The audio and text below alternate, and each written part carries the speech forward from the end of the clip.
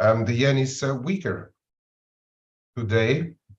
Okay. So that's about the main news. The rest is a lot of geopolitics, nervousness here and there, especially eastwards. But yeah, for the yen, that at least it is. I think it reinforces as well that level just above 130 for now in the dollar yen. Yeah, I think topside 133.80 figure is really a big level in my opinion. So it's 140. It's possible. It's possible. Yeah. Yeah. Well, you know my long-term view, but we'll have to see. I really don't. Hmm? I really don't know your long-term You don't? view. Does everyone know Kman's long-term view? I don't know. All right. Well, what is it? I think dollar yen is going 200 at one stage, but 100. Okay. 200. 200. Okay. I think right. long term Japan is not going to do very well. All right. I was thinking, you know, 140. We get something like this from here to about 140, and then we get this to take it down again. So that's as far out as I could go. You know, the dollar is in this falling wedge pattern here. Can't really see it that well. Sorry. Bless you. Bless you. So we've had two hits off the lower wedge line. Last week, the off number was 102.70. It never got there. And what I mean by the off number is you look at the weekly and you count back 2 candles, and that gives you a 2-week reversal. And coincidentally, it comes in right around the trend line again this week at 102.30-ish. So here's a trend line, 102.20, 102.25. And that's also, if you just hear, I know most people know this, that I look at it. I just count back from this week 2 candles. And if we have a Friday close over 102.23, which is where the channel line is, you'll have a 2-week reversal. So we'll see. I thought we might get one more trip down for a 3, but it never has to, you know. Sometimes one good divergence is enough. Anyway, we'll see. I think that's probably happening because of this, which, you know, I think even if we get retest, I'd welcome a rally up here to try it again. Last turnaround Tuesday, I put it out, and, you know, I've been talking about the weakness in the, you know, some of the big stocks, like, you know, look at Deere, look at that, okay, and CAT looks just as bad, the industrials do. So there's only a few stocks really holding up the market, and it's, you know, this, and mainly the NAS 100, but I'd be careful out there. I looked, someone tweeted something about inside buyers, you know, insiders, you know, presidents of the corporation, this and that. There hasn't been any inside buying in Apple for a year, not one share. So there's been plenty of selling, but you know, the insiders aren't buying their stock. This is what's holding up the market. And if this ever caves, we'll get that washout that a lot of people have been waiting for about a year. Just a few things, you know, you could look at things like, I know this is an FX show, but, you know, I know everyone trades other things, like NVIDIA has been a superstar. If I could find it, and then we'll get back to, well, Microsoft as well. Microsoft held the breakout. This was Friday, but back under 283, it's not going to look good. And this is one of the strengths. And look at, we are not confirming.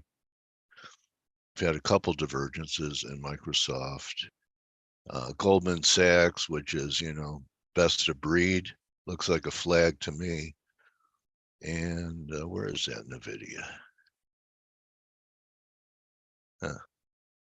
Anyway, the less, oh, here it is. Okay. So this has been a complete superstar on NVIDIA. Look at that. That's Adam checking. See that? So, you know what, traders, you need more than a microscope. You need a telescope.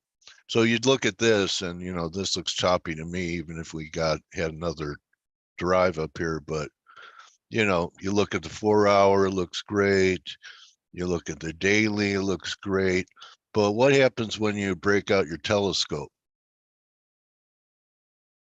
You have a market that's rallied to 61.8 back. So the monthly gives you a little different perspective. If you're long looking for a reaction, you might be selling here. If you're a bear, you might be looking for reasons to short it here. So, you know, you have to break out your telescope occasionally to, you know, change your perspective from how good things look with a microscope. You agree, bro? Yeah, always look at a bit of everything, and always look at how the bigger picture looks like. Absolutely, yeah. Yeah, because you would never even think about shorting. Well, maybe, you know, maybe you would, but interesting where it's. No, I don't trade in individual stocks. Yeah, interesting where it's stalling. Thought I'd bring that up. And so Aussie still, you know, weak. You know, dollars. What would make you bearish euro? Sorry about that. What? It's okay, you got a little allergies going here in the spring. What would turn you negative? Euro, cable, and bullish a dollar. Well, I think we already had a little warning shot on Friday, but then I don't know. We've got the CPIs out as well on is it on Wednesday, if I'm correct? Yeah. If those remain very sticky, then probably the rates market will have to reprice once more. So that could be the nail for now. Now, on the other hand, what would make me bearish something is still a different question. I think we are in broad ranges, to be honest. And now we are seeing, well, the states walk in and they're buying dollars. That's for sure. But I do think we are still trading in broader ranges right now, because if you look at the euro dollar, for instance, ECB hasn't given up either on yields and on their interest rates. And I don't know really for the sterling. I think we are now in a call it broader 122, probably 122, 125 range ish. So I guess I'd rather trade ranges, and I don't want to get too overly bullish or bearish some major currency right now. That's rather the feeling that I have. But I do like to buy dollars on dips. Let's put it that way. Okay. All right. And let's see who else is with us today. Good morning. Is there a time change in Europe this weekend? No, we've done that already. Oh, okay. All right. So how are you doing today, Stel? Gold stalling a little bit? Yeah, it's last week's payrolls number put the brakes on a little bit. All the other employment numbers last week were not great, but payrolls managed to come in line with expectations. More importantly, I think we saw the unemployment rate tick down by 0.1 and the participation rate increase. So that was a good part of the employment report, I think. But overall, the question remains: when does the Fed pause? And the market is pricing less than one hike for May. Is it May? Yeah. And then we're pricing 3 cuts by February. So that's a little bit aggressive in my opinion. But, you know, what does the Fed do? Yes, the headline number for payrolls was in line, so it was good. But, you know, we have to admit that things are slowly starting to look a little bit edgy. And employment is a lagging indicator. We've said this so many times, and it takes a while for employment. It's the last thing that actually moves. And it's been the one pillar of the U.S. economy which has been steady and you know, robust. So I'm having some fears that this could be the beginning of the employment data turning, Turn. and Yeah. and why wouldn't it turn, right? We're hearing about layoffs, and inflation is here. It's high rates are starting to take a toll on companies, and there's going to be layoffs. There's going to be an effect of that. I mean, it cannot be otherwise. This is the nature of the cycles. So I think that employment is going to be worsening. The question is how quickly. So I think the whole game now is when does the Fed stop and when do they start cutting? Because they are going to stop and they are going to start cutting. But the market has been very aggressive in pricing these, and so far it's had to reprice. And the Fed is still hiking, as far as we're concerned. They haven't told us that they stopped. So for the moment, the Fed is winning and the market's repricing. At some point, that's going to stop, obviously. But so for now, going back to gold and metals, etc., and risk, yeah, I think there is a risk of a pullback for metals after this pretty strong move. I think we could go back to the low 1900s in gold, and then we go up again. I think we're going to break to the upside. I think it's almost unavoidable.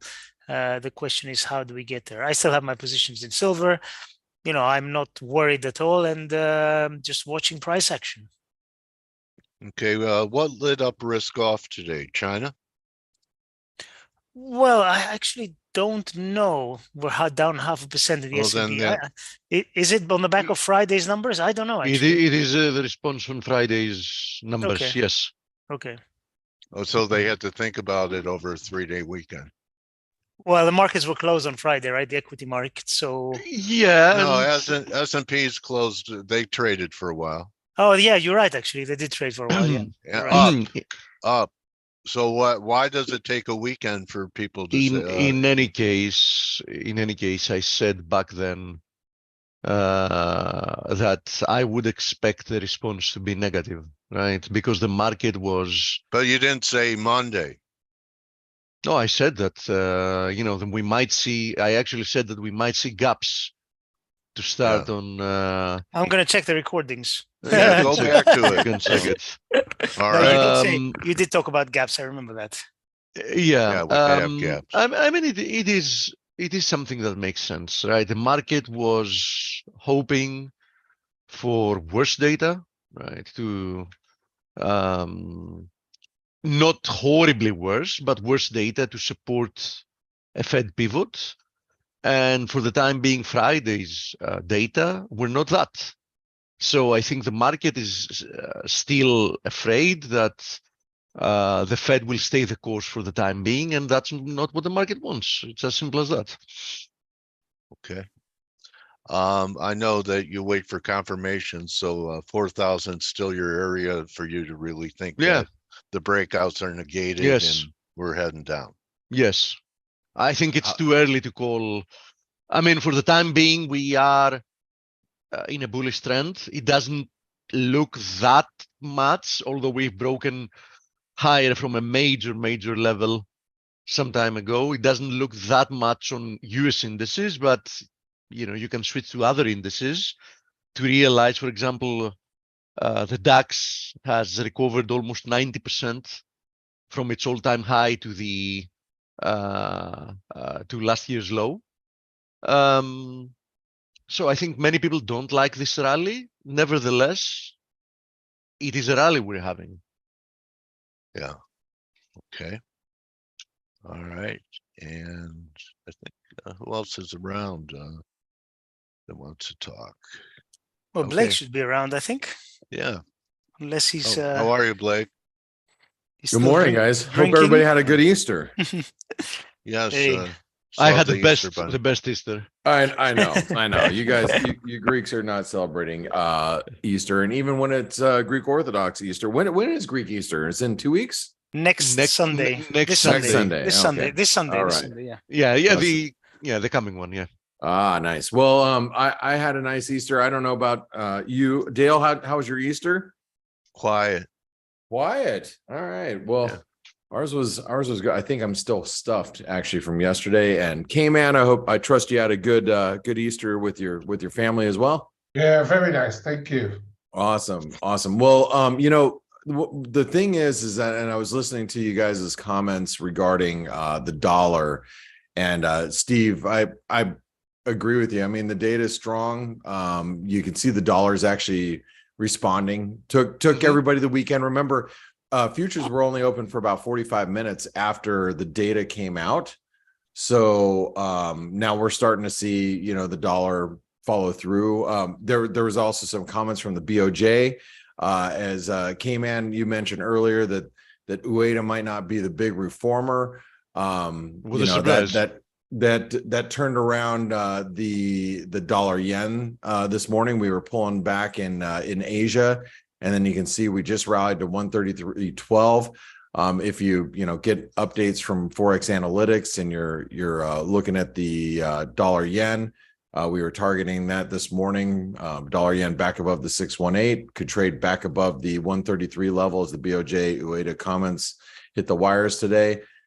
We are exactly done that. And you're seeing the dollar actually respond across the board. You're seeing the euro break down. Dale, in case you missed it, your trend line that you mentioned last week is being broken. Yeah, it is. I broken. see that. Yeah, it just happened this morning. You're seeing, I mean, just like literally like a few minutes ago started talking this morning, about 15-20 minutes ago. Yeah. Yeah. Cable's back below 124. Now you got this false breakout. I'm sure it's freaking out a lot of people that are long the cable right now. I mean, how many people I got squeezed. I got squeezed out of my shorts above it was 124.61, I think, is where I got stopped out. Yeah. I mean, how many people got stopped out? How many people got long? And I'm gonna give you guys some I talked about this in the chat room on yesterday, I think. Wait, no, Friday. I popped in on Friday. I've had the same cleaning lady for like 10 years. Her mom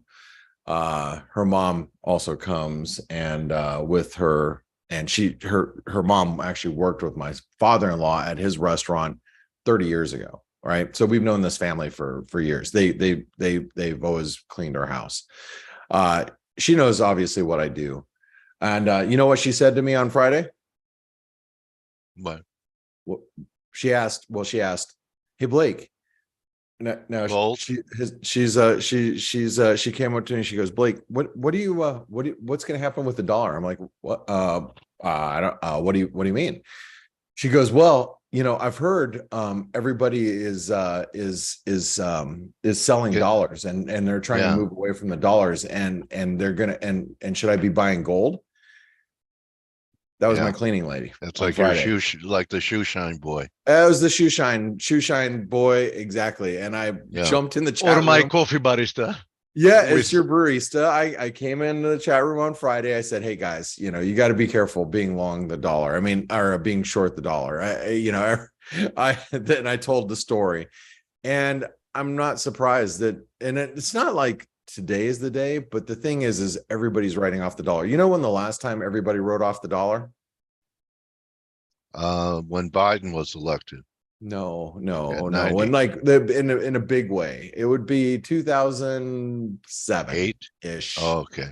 Yeah, you remember, Saudi Arabia or in Russia were trying to trade crude oil in outside of they're trying to trade in euros, and everybody's constantly tries to move away from the dollar. And this is not a new story. This isn't something that just happened. Are you kidding me, Blake? From the beginning of my career in prehistoric times, the death of the dollar, it's kind of like a cat.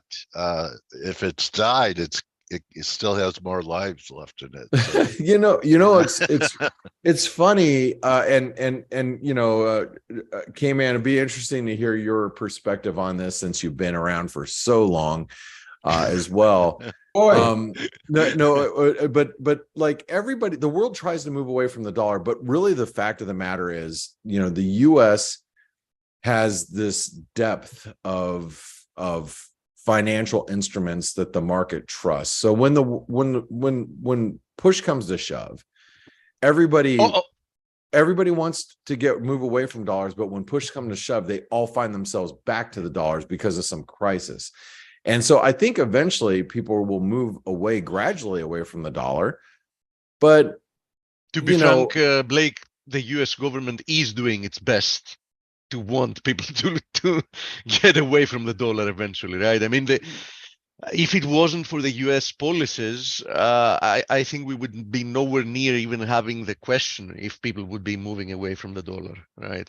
Of course, the process of de-dollarization is going to be, by definition, a very slow one. Right. And so it will be. And I think, I think that if you look at the dollar like long term, are we, I mean, this here, you can see this is when I was born in 72. All right. So just, if you guys want to date me, hide years. Just like you can see the dollar. I mean, we haven't really gone anywhere. I mean, I mean, are we long-term moving lower in the dollar? Yeah. Maybe a little bit, but in all actuality, is this the death of the dollar right now?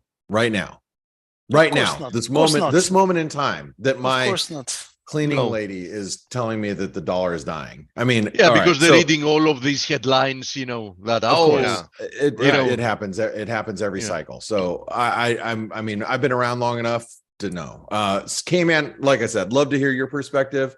What do you think here? No, there's two things that are still very much in place. Is that most of the trade is done in dollars, then dollar denominated in most of the import, exports, and trade globally.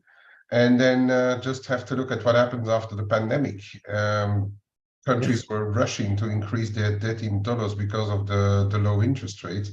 And they don't seem to have any plan to dive into other currencies right now. So whatever plans there are, I don't think that personally I will leave the end of the dollar. Yeah, I mean, will dollars be used less over time? Sure. I would say to an extent. Will China ever develop a treasury market that the world trusts when they have a fixed currency? I don't think so. I don't think so. I just don't see it. But maybe I'm wrong. Dale, what are your thoughts here? I think it's going to take a dollar crisis, but I think that your cleaning lady is right, but I think we'll have a 10% rally in the dollar before we start the next decline. And down, and it could be a pretty good decline back in 10% would put us right back near the highs. Back around 109, 110. Yeah. Yeah, I mean, that's about 400 short of the high.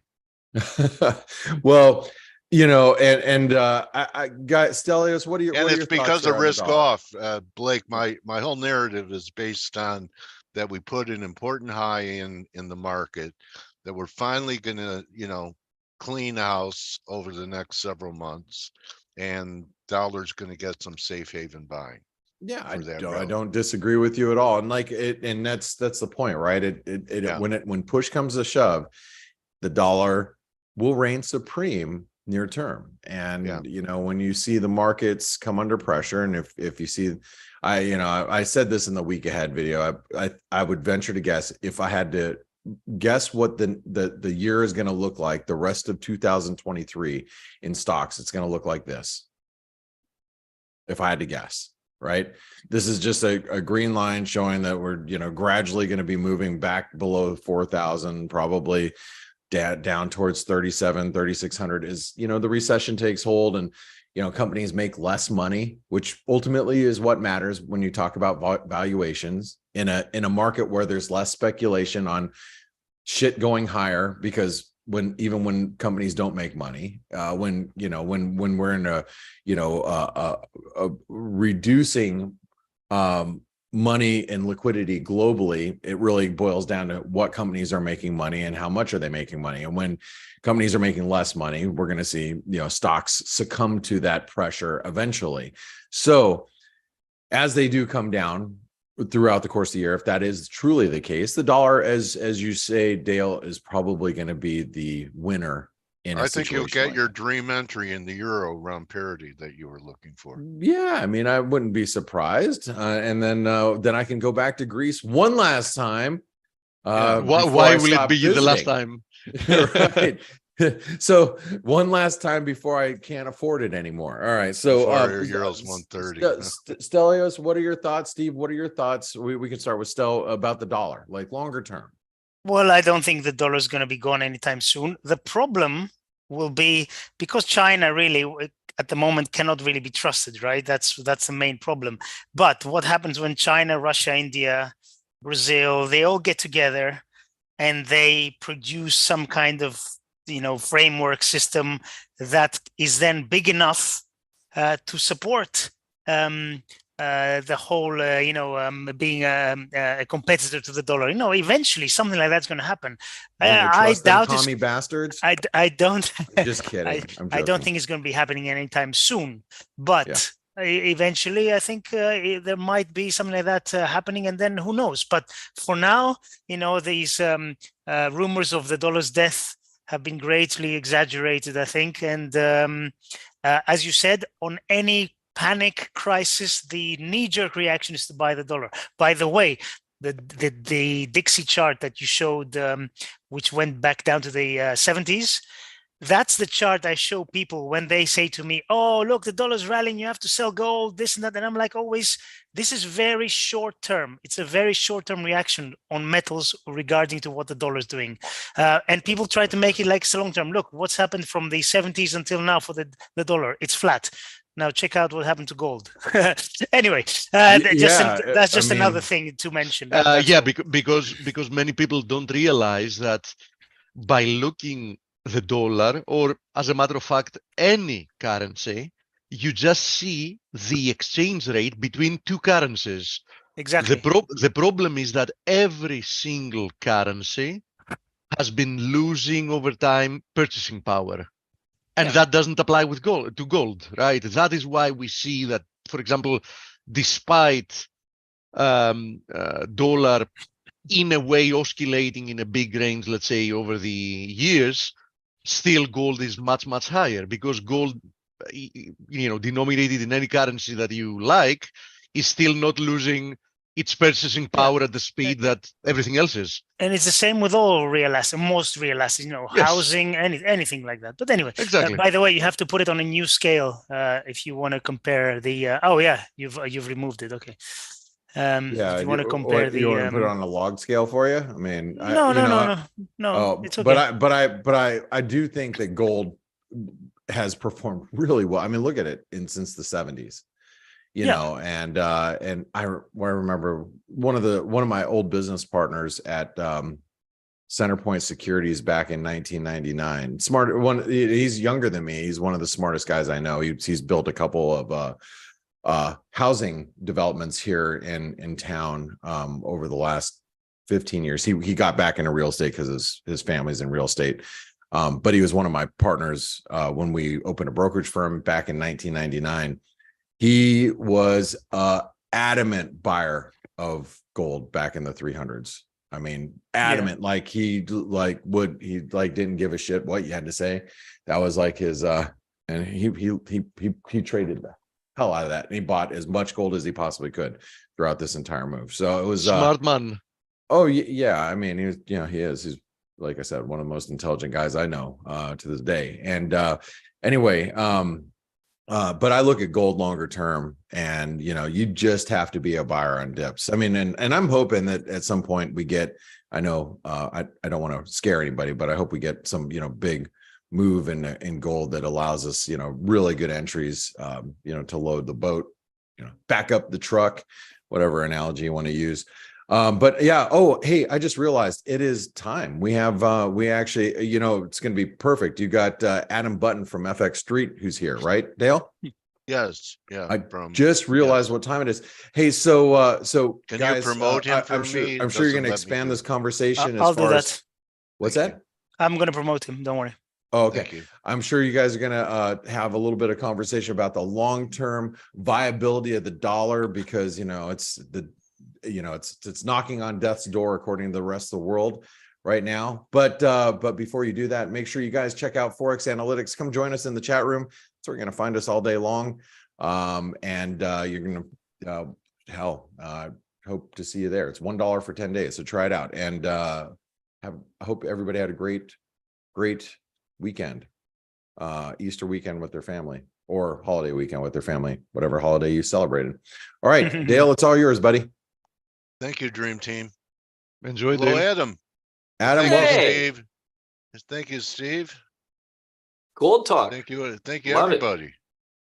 Gold talk. Yeah, gold. Let's see, I think I turned on. Oh, here we go. How are you, journalist?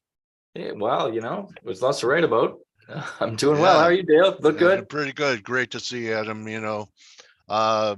We were talking about how even the shoeshine boy is bearish a dollar. All these different de-dollarization articles, China going to Saudi Arabia, brokering a deal between them and Iran, and all the country, China's going everywhere to try and get people to come along with the BRICS. Is the death of the dollar greatly exaggerated as it breaks out to the upside today?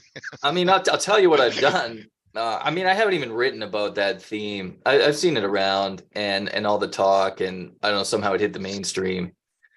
But it's just so ridiculous to me that, the dollar, this reserve currency status really is a trade, right? The dollar's up and dollar's down on macro, but that's an untradeable theme. Yeah. And so I just dismiss it outright without even getting into the mess of those arguments. So Okay, what the seasonals look like for April? That's another thing I want to talk to you is. Well, it isn't good for the dollar, that's for sure. April's that risk trade month, right? So it's so what's going on? People front ran it at the end of sure March. did. Yeah. And do you think that's going to keep them long the S&Ps into a failure? Because they'll say, well, it'll come back. April's a good constructive month. It might be, you set up to kind of, if you get a little bit stubborn about that. And then the thing about seasonals is, it's not ever a high conviction trade, right? It's a bit of a bias that you can work with. And if it's whatever, a pandemic hits, things change when the news changes, whatever if it's the non-farm payrolls or something else happening in the world. So you can get flushed out of it a week. It's really all weekends on seasonals. I love them, but it's only part of the package. So you can see people trying to pick it up here with the risk trade. And now, we're having a tough one here today, which I think today's trade is it's a retrade of non-farm payrolls. This is such a unique Friday release. The market chopped a bit, bonds were sort of open, sort of closed. And now this is kind of exactly what you would have expected Friday at 8:35 Eastern time with the dollar strong across the board on. Yeah, because yields are lower. Seems like the correlation between yields and Japanese yen has kind of broken apart from each other, because the yen put in a higher low last week right there, when the dollar put in a lower low. I like dollar yen a lot. I like, there's a lot to like. It was the bank crisis sort of flushed it out. Then we saw this weekend First Republic cut the preferreds, which I thought maybe would kick up a little bit of dust again. Market, seems to have handled it okay. There's just a lot, like technically, like you said, you have that higher low on dollar yen, and it's I think this is a good spot for that pair, because I don't think, I'm not sure this inflation trade ends that quickly, that abruptly. We saw non-farm payrolls pretty good. Initial jobless claims will be a big one this week, and CPI. Listen, I'd love to see a softer CPI, because this inflation headache has been a tough one, and I don't think it lasts forever. But it's still going to be around for a long time yet. It's still going to be around, 4% at the bottom end. And that's, the Fed says we want to stick with it until it's done. And you look over at 10s, 335. Yeah, I can see the argument for lower, but the front end's still pretty strong. But Japan today was interesting too. I mean, new central bank governor, he did talk a little bit about hiking rates. You can't be any more dovish than Kuroda was for all those years. Do you think that we're shifting away, say we get a good CPI number and yields fall, and that kind of happened last week. It didn't help the market, that the narrative is now shifting from fear of inflation to a growth scare. It's right. It's that hard landing fear. And it has been an interesting. Look at deer. Yeah. Deer. It's one I mentioned myself. Just brutal. Huh? Yeah. A lot of those. And all of them. So that, what I think the trade is right now is people worried about a hard landing, and that means the Fed staying high too long, right? So I think they're buying bonds, a lot of it thinking the Fed isn't going to cut when they really do need to cut. And that, one of the things out there, and I hadn't heard this before, is that if unemployment falls or the unemployment rate rises three ticks, so 3.3 percentage points from the bottom, it gets momentum at that point. Like historically, if you look at US unemployment, say it goes from 5% to 5.3%. It doesn't really stop at 5.3 historically. It'll keep on going. Now, we had kind of a 2 ticks rise 2 months ago, and then non-farm payrolls took one back this month. So we haven't done that lately. A lot of people waiting for signals like that. And the idea is that once the economy starts to slip or starts to fall apart, it really falls apart. And that's the hard landing idea. And the idea is that the Fed isn't going to be there to pick it up. So kind of the Fed put is dead. And then at some point, is that what Dr. Copper is saying too? I'm getting incrementally more bullish copper on the supply side. Well, I know you were down here for this big run, but you're still like buying dips in copper here. I mean, I'm listening to the market here. I think you have to be careful. Number one, US excess savings are running down. The rest of the world is suffering a lot more from high interest rates. And we don't really have the all clear from the Fed. And I think there's a lot of people waiting in these trades where, okay, the Fed's going to be stubborn, keep rates too high. Then we crush inflation and everybody piles in when the Fed says it's time to cut. And with copper, and I think you got to pick the trades that you can weather that out. You have to have enough conviction in whatever you're buying to buy it early before the Fed makes that move. Yeah. Because I think if you wait, it's going to run and you'll be chasing. They're going to ring a bell. Yeah, exactly. And by the time the Fed tells you they're going to cut, it's in a lot of markets already. There's just too much lack of clarity. So you want to find something where you have the conviction to buy it, ride out this recession, which I don't think can be that bad because you have 400 basis points of ammunition to cut rates. If it does get they do have ammo now. And so you have this, 400 basis points of hikes now is just 400 to cut later. And that's something like copper is where I want to be because the supply side is so damaged. The green everything is going to need so much copper and it's cheap still. I think you'll be able to buy it cheaper. That's it. So everybody is on this trade where I like a lot of stuff, but I want to buy it cheaper. And so you can either say, listen, I like copper at 4. I'll still like it at 3. I'll buy half an hour, a quarter an hour, wait in or however the technique you want to use. And whether that's some stocks, whether that's whatever kind of market, I think we're not at the recession yet, but I think that the trade right now is after the recession. Right. Yeah. And that, the thing is, there could be a lot of pressure and pain on the final wash, the final swoosh, right? And I mean, if the S&Ps are finally going to resolve themselves to the downside and take out 3,800 and trade under the October low, if copper puts in a higher low, above 3 while that's going on or washes down there, I like it. But I think the market is going to take everything down with it, especially if we're going to 3,200, 3,300. I think it's a liquidity issue. And we have to test the Fed. I mean, if the Fed really is this stubborn, as they're acting and inflation does hang on, it's tough. And I think that's why people are going to gold right now. They're saying, and that's the same trade. Well, they're going to cut eventually. So you have 400 basis points of easing in there. That's coming at some point. Gold's at 2,000 now. What does it look like when the Fed's back at 1%? And you say, well, maybe gold goes back to 16 or 1,700 if we, I don't know, some kind of flush for whatever reason. But I could kind of swallow that. You know, I'm willing to take. I think it shouldn't take out 1,800 on any washout here. So, you know, it's just sort of missing the next trade, I think, is what I'm mostly worried about now, because recession. And, you know, I think a lot of people, when they say recession, right, we think about either, you know, the fear around the pandemic or the financial crisis, right? And the financial crisis wasn't a garden variety recession. Or even you think of kind of like 2000 in the US, which was a very shallow recession, but tech got washed out, right? So people are worried about those 50% drawdowns. I don't think it's there. You know, tech is so much more resilient now.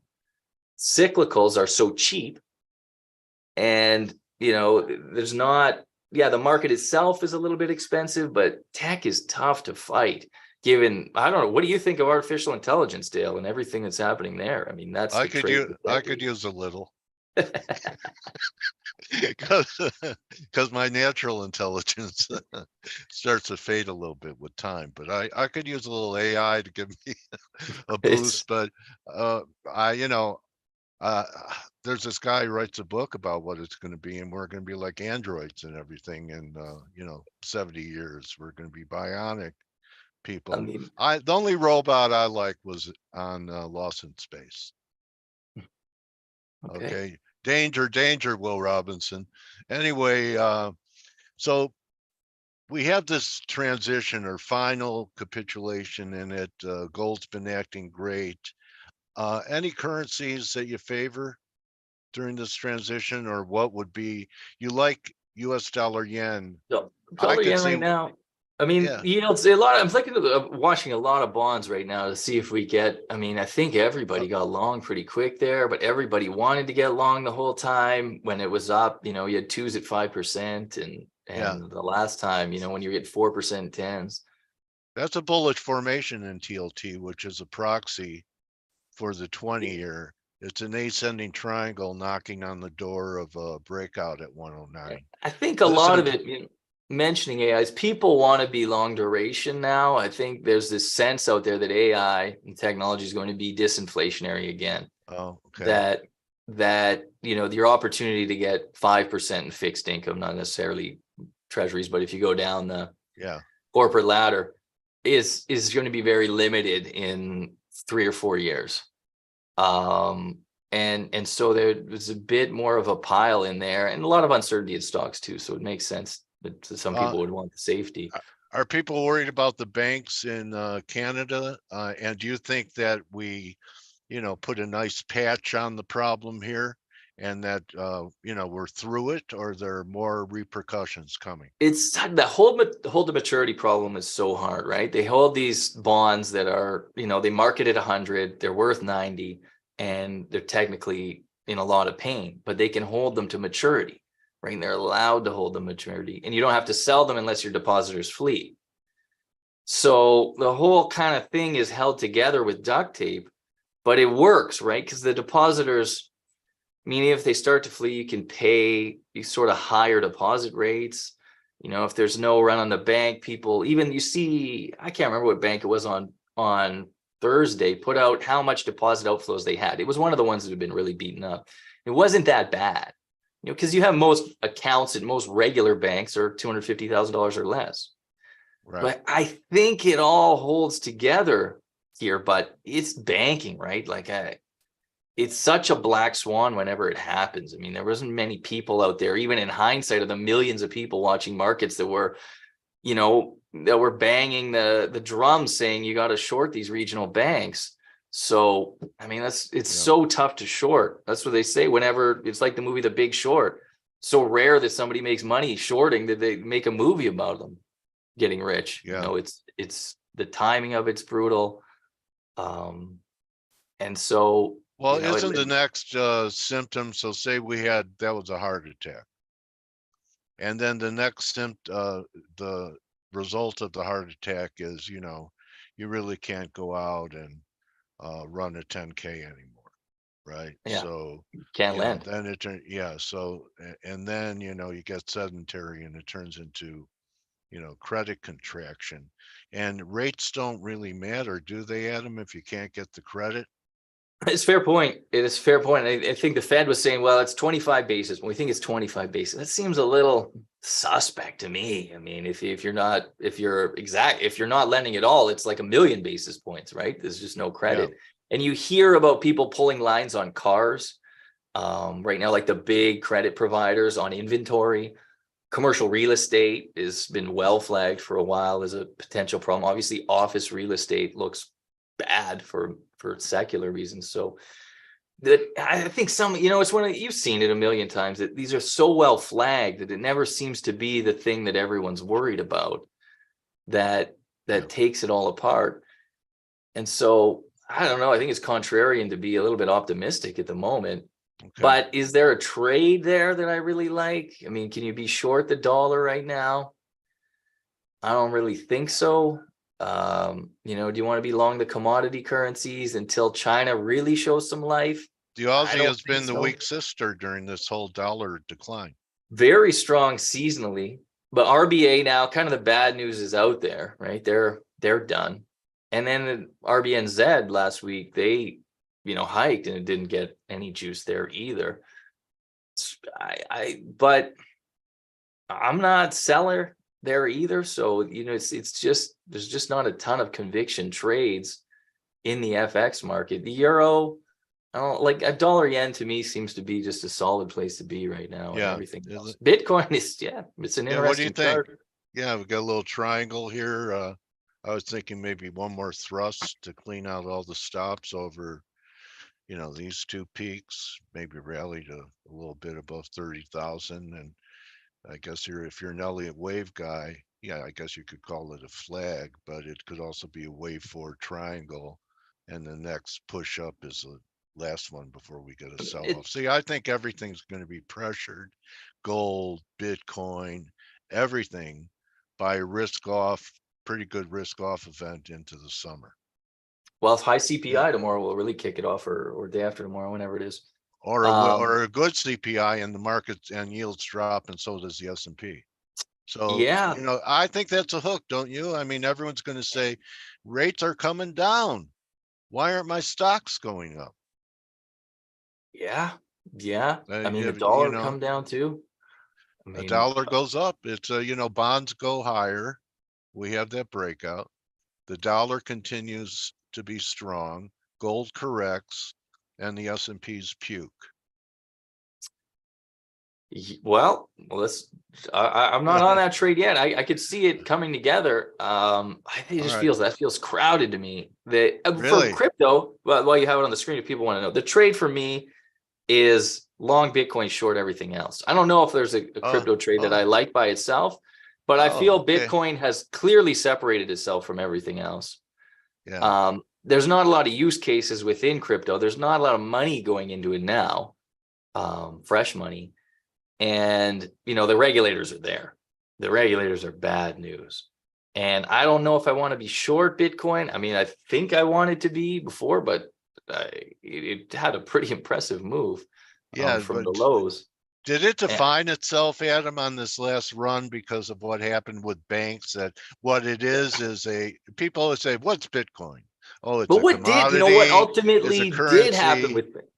You know, you buy it on kind of a collapse in the banking system. Well, you know, the Fed guaranteed all the deposits. So, yeah, you know, then, yeah, you kind of bail out nation again. And that's kind of bullish, but, you know, this wasn't, you know, that's a pretty big move. I mean, it's like a 50% huge. move. Yeah, huge. And, so, I mean, but what really happened, you know, should it come out? It's a safe haven, Bitcoin. But I feel if Bitcoin goes back down, everything else will go back down more. So you can pair up the trade. All right. You know, you're not going to get those 50% gains, but the rest of the field, sell the field and buy Bitcoin. An interesting idea. anything that you want to cover that I haven't thought of? We didn't touch on oil. We always touch on oil. Oh yeah, It's and pretty- that's really important. So look at this trade. It's an interesting chart, right? Because you had that. I don't know if you can put it on the same gap. timeline or a bit shorter. You went down, same as Bitcoin. Looked like it was breaking down, Yeah, and then that's back up, right? Yeah. And if it can get through the top of the range, now I don't know what it's going to take, because I mean we've seen the pretty whatever the card that OPEX played, the Trump card, and it hasn't kicked through the top of that range. But 5 days in a row here now, sideways, you've got that Yeah. gap to the downside, which you have to be Maybe cognizant. maybe it works into it before the next wave. This is one that if we had a big risk off move, might be one I'd be looking to buy. Well, I mean, but if it's into that gap, I mean, I'm not buying it in that gap, right? So it's 75 is maybe where you could start to look to pick it up. I mean, it was Okay. interesting. It held up okay after that flush, which was really, the Yeah. specs were really caught out there. What happened with oil is the specs were long. They got absolutely flushed out, took it lower than it probably should have gone. The bank stresses weren't as bad as it, it wasn't an imminent collapse of anything. And then OPEC comes in. Now, the real thing is if you watch jet fuel, if you watch China, there's a lot of demand in the pipeline, right? There's going to be a lot of flying, international flying this summer. The consumer's still in okay shape. There'll be plenty of driving. India's still picking up. And if China can get going, there's not enough oil out there. And then Russia's such a mystery as well, because the idea is that their equipment is degrading, right? They don't have the expertise or the capital to invest in keeping it updated. Then How many again, times the can the Russian US machine doesn't seem to break. So that How many times can the US poke the tiger in the eye Yeah. without him just, sanctioning the Reagan Library and Listen, I don't know how this is going to go. It doesn't seem to be going that well for Russia right now. I don't know if this Ukrainian offensive is a bluff or what. But that is either going to happen, and we'll see. And I don't know if Europe is as on board as it was. Macron wants to bring back the French franc. Well, it was interesting. He was. I'm kidding.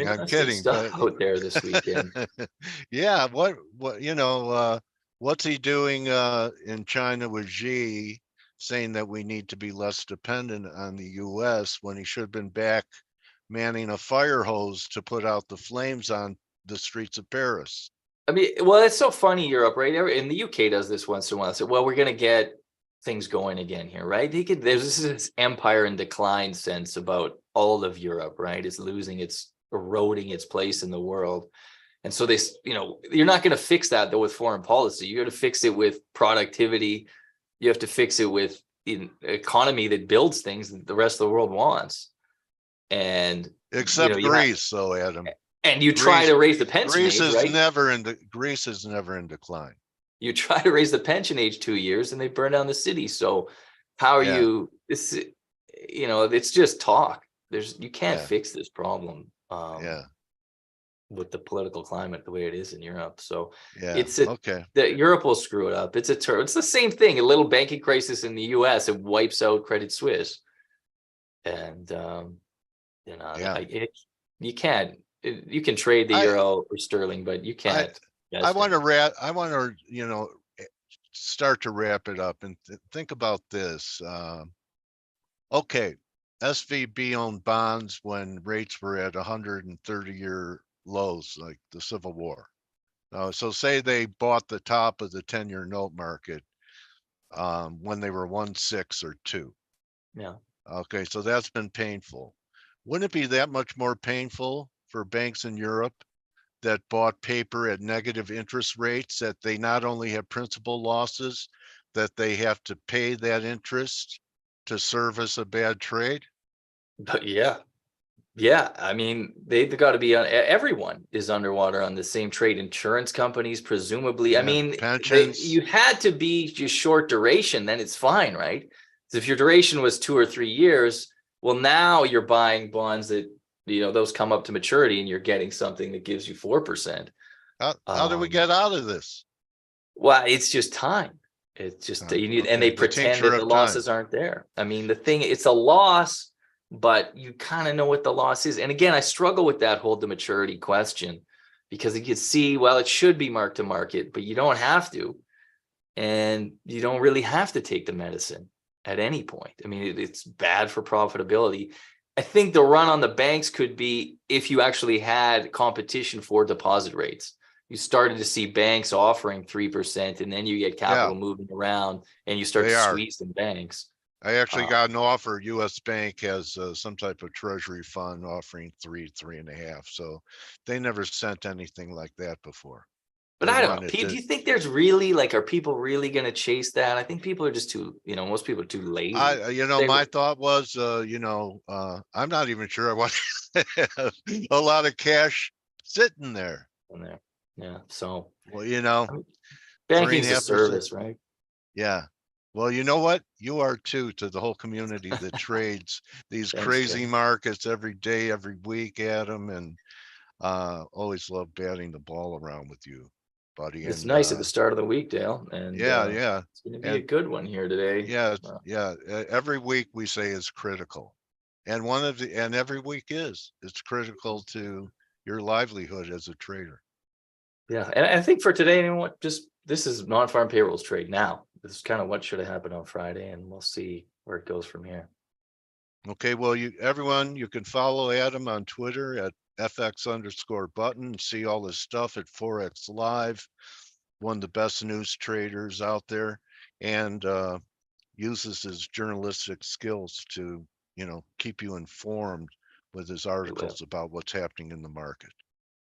Thanks. Thank you, bro. All right. Let's have a good week. All right, my trading warrior brother, Adam Button, everyone. Thank you, Adam. Always a pleasure. Take care. I'll be talking to you soon. You got it. All right, Adam Button, everybody. Hope you enjoyed it. Pay attention to what Adam had to say, and could join the team in 16 minutes on the Morning Edge. Good luck today, and we'll see if my narrative plays out over the next few weeks.